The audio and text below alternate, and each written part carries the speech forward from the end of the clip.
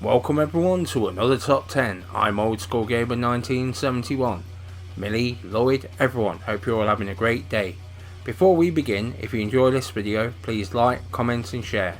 Check out my channel and subscribe, as it helps the channel grow and puts a big old smile on this old face. Today's top 10 is Co-op Games 2020.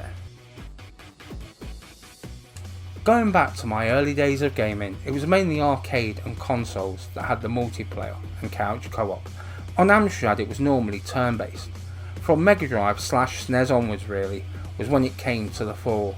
Games such as Streets of Rage, Street Fighter, Mario Kart and Bomberman all come straight to mind. However, it's Doom for the original PlayStation that really sticks out in my mind. You could play the whole game through in 2-player co-op. Get a link cable and there was so much fun to be had here. I do prefer co-op to versus, and a big thank you goes out to Cathet and Moomin for help with the capture. So let's raise a glass to those games that were defeated / going to be completed. PS, Saints Row the 3rd has just come out and it's possible to play the whole game through in co-op. And so we start off with my number 10, Minecraft. Came to the PlayStation 4 in 2014 and was developed by Mojang. A game where your only limitation is your own imagination. Seeing some of the builds is amazing, look them up on YouTube.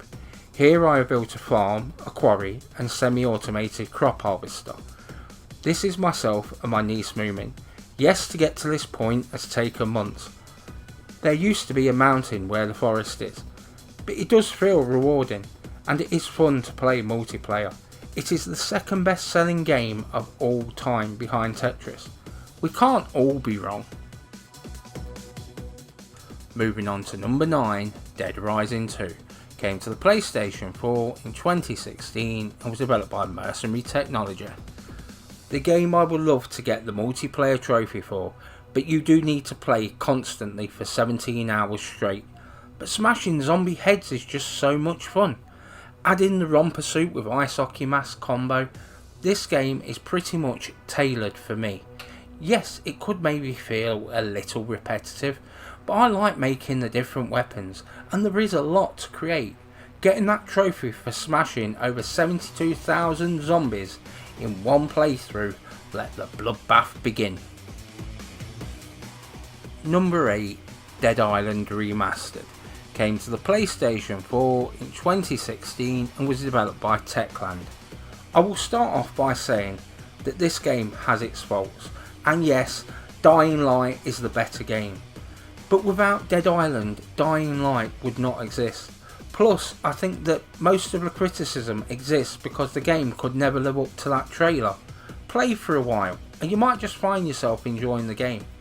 Then you add in the multiplayer, and you will definitely be enjoying the game. A lot of what made Dying Light great finds its roots in this game. My number 7, Zombie Army Trilogy, came to the PlayStation 4 in 2015 and was developed by Rebellion Developments. So we all hate Nazis, yes? We all enjoy killing zombies, yes? This game takes those two things we like shooting in the face and moulds them together, using the Sniper Elite game engine and using the end of the Second World War as its backdrop. I found the game kind of refreshing and certainly a lot of fun. The game is tough and tougher still in multiplayer, but it's so much fun. Watching the bullet time shots with the visceral blood and gore filling your screen makes this a game that is always on my radar. Who's with me? Moving on to number 6, Saints Row 4 Re-Elected. Came to the PlayStation 4 in 2015 and was developed by Volition. A series I've been an avid fan of since the second entry.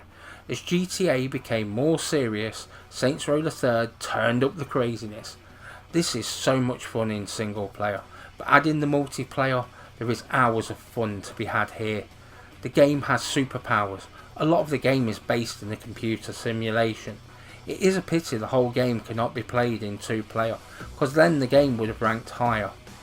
With the recent release of the 3rd game being remastered, I'm just well chuffed. Number 5, Borderlands Game of the Year Edition, came to the PlayStation 4 in 2019 and was developed by Gearbox Software. This is a series that I want to find the time to get those platinums. Every single time I have played any of these games in the series, I have enjoyed these games greatly.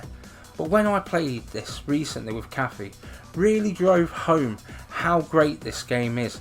It's just mindless fun on the outside. However, the further you get in, the more in depth the game becomes. With many tropes from RPGs and some fantastic DLC to sink your teeth into, all the time you can do this buddying up with up to 3 friends. Great fun. My number 4, Sniper Elite V2 Remastered, came to the PlayStation 4 in 2019 and was developed by Rebellion Developments. As one of my favourite English developers, with games such as Zombie Army and Strange Brigade, I have had hours of fun with their games.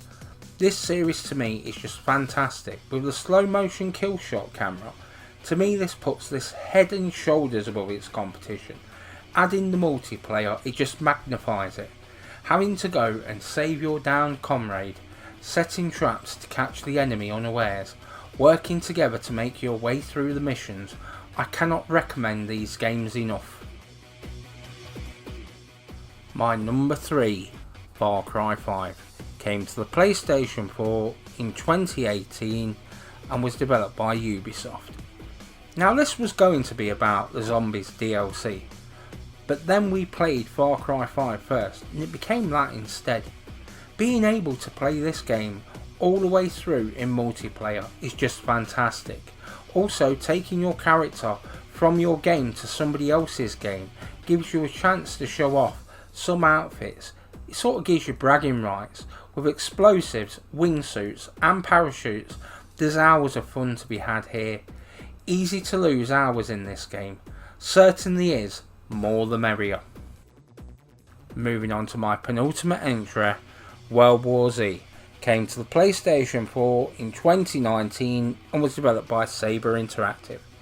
Going into this game, I didn't expect too much. However, as a co-op shooter, it's just great mindless fun.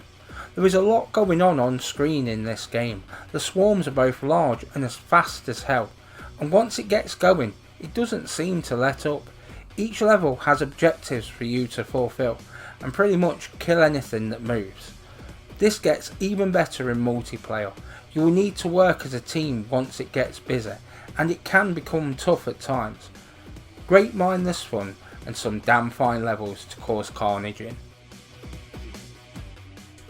And my number 1, Dead by Daylight, came to the PlayStation 4 in 2017 and was developed by Behaviour Interactive. I normally play as a survivor, so it's 4 on 1, but you can't attack the killer. So therefore then it becomes all about the teamwork. This for me can make the game amazing. Recently in a game, we'd done the generators and the killer was the doctor. The doctor is an arsehole at the best of times. And as the door was opened, he caught and hooked our teammate. Myself and Kathy ran for the other door. He was face to face with the hooked survivor. Kathy went for the survivor, I went for the door. He hit Kathy and the door opened. I rang back, took a shot myself, and all of us got out of there. That doesn't happen every time. In fact, most of the time, one or more of you will end up dead. But when it does, it's everything, and that is why this game tops my list. And it's done. Hope you all enjoyed this top 10. There is plenty more content like this on my channel. Check it out, and if you would, spread the word. Leave any suggestions down below in the comments. Enjoy your day one and all. Old School Gamer 1971 signing off.